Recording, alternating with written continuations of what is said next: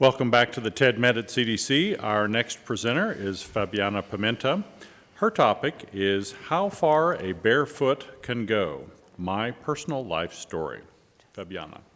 Good afternoon. I'm from Brazil and used to live in a farm until I was 14. And I used to play with my sister barefooted almost my time. My parents, they didn't have a lot of education. They just attended school for 3 years. And I used to spend my time barefooted. I can remember my gift when I turned 4, this blackboard. And my mom taught me how to write and read. And at age of 4, I loved to show off my writing and reading skills. My mom, she's a tailor, and she worked hard to keep the family because my dad had drinking problems, and until today, he never recovered. So she has, until today sometimes, to work hard to keep the family. I started using shoes to go to school, and I hated because they were tight, and for a short time, they start being small, and my mom had to cut the front of the shoes so my toes had more space. I attended rural school until 4th grade, and I love it. But I had to move to the city school. I attend in this city. When I went, I was discriminated. I was called country bumpkin, ignorant, because I was coming from the rural school. But my mom always said, keep going, motivating us, study, because that's the best way to succeed.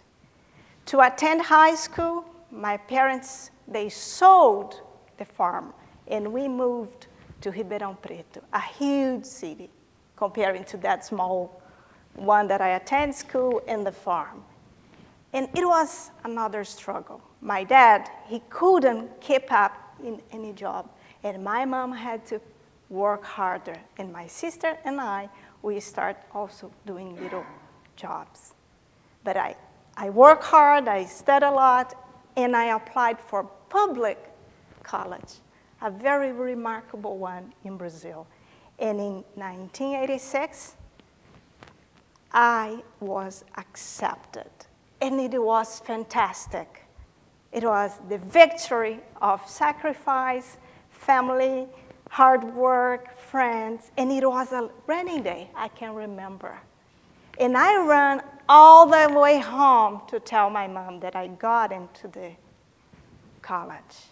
I was so excited. I was happy. And I had microbiology on my first year in college. I love it. And I start working as a trainee in the bacteriology lab under the supervision of Dr. Isabel Ito. I turned in a rat lab. Until today I am. And Dr. Ito, she changed my life. She gave me a lot of information. She turned in my friend. And sometimes she gave me a book to read or a paper, and inside, some money to pay the bills or to get food. It was tough, but I majored in pharmacy, and in the last semester of college, I decided I want to go to a remarkable lab in São Paulo, Laboratório Lavoisier. And I moved from Ribeirão Preto to São Paulo, huge city. Little money as usual. And I remember going to bed hungry. I only had money for 1 meal a day, but I was doing what I would like. And there, after 3 months in this remarkable lab, they offered me a job, and I was so excited. But I also would like to get in my master's degree in this São Paulo University. I failed the first try. It was frustrating. But as my mom usually says, keep going, harder. You didn't try harder enough. I did, and I got the next year in the program. In 1995, I received my degree. I got my master's degree. I was so excited, happy. And at that same time, I also got a job at the university, Federal University of Goiás, in this institute. And it was fabulous. I was so happy because I love teaching.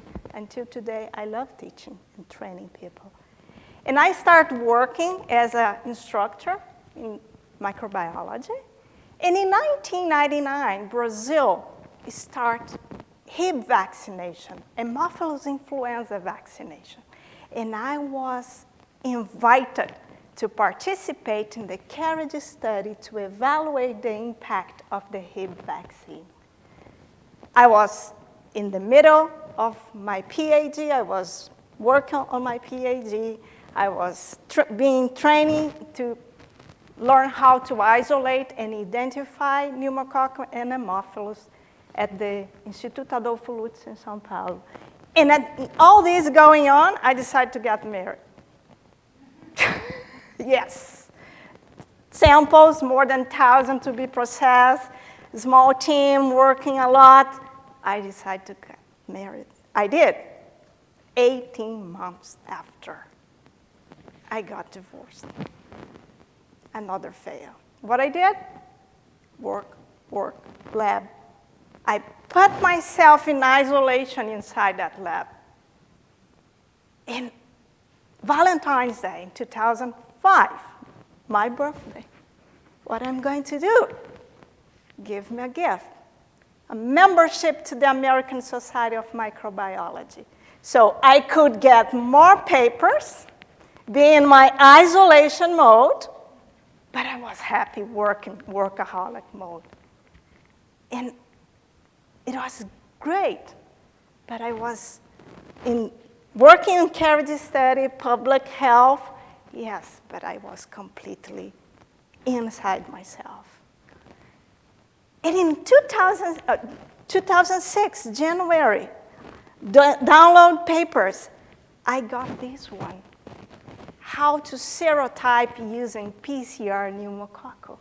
Dr. Bell, Pai, Gertz, and Bell. I have 400, almost 400 pneumococcal. I want to learn this technique.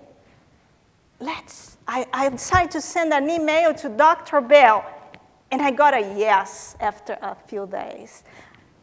Oh my goodness, my dream. But he told, I don't have any money, I don't have funds. I just sent an email, I start looking for, and I got a fellowship in the ASM one more time. In 2007, November 11th, I arrived at Atlanta to stay for 4 months training in the Streptococcus laboratory. I was so happy. My dream came through. I worked hard, a lot of samples. It was cold. I'm from Brazil. I hate winter. So mode, inside the lab all the time. Again, my last week of the training, Dr. Bell came to me. Do you want to stay here for 2 years? It was a tough decision. But yes, I had a lot going on in Brazil, yes, but 2 years, that's fine. It's almost 9 years, 2007. My first travel, because I started working international projects, was to Ethiopia. And Dr. Carvalho was training me there. It was shocking. I saw the brutal poverty. I saw hospitals without infrastructure. My life, personal life, my family dysfunction was nothing comparing to what I saw, the lack of basic needs, health infrastructure. And I kept wondering, all my training and work, can I make a difference on the life of the children around the world? Yes. And I start involved in the projects to evaluate the impact of the vaccine, the pneumococcal vaccine. And I had been in different countries all over the world training, doing site visits, helping with the projects in the strep lab team. And since 2007, I'm the strep lab. I came here barefooted as a guest, a visitor, CDC visitor, transitioned to guest resort. And today, I'm the part of the team, participating in the projects, participating in the trainings, and sometimes doing site visits as the lead resort. And it's amazing, this feeling.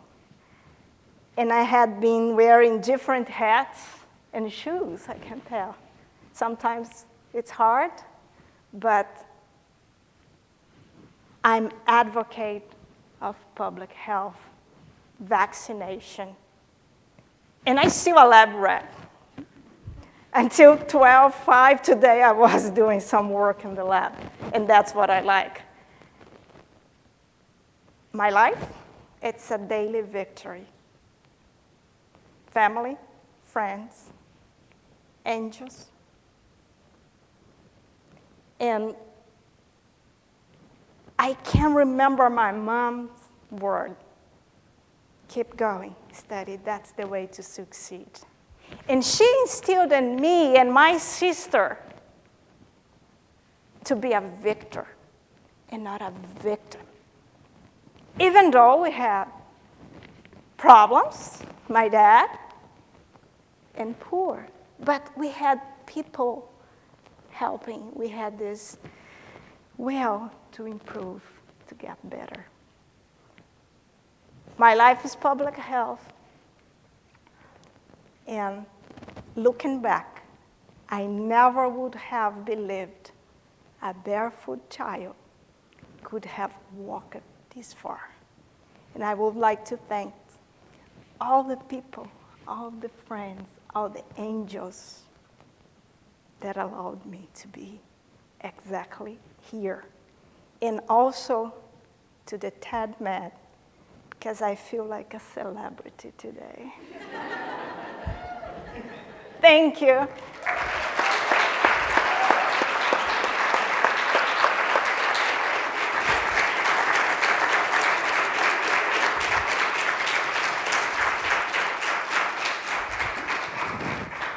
There's a number of young people in the audience. If you could give them a piece of advice, what would that be? Believe in the dreams. Trust. And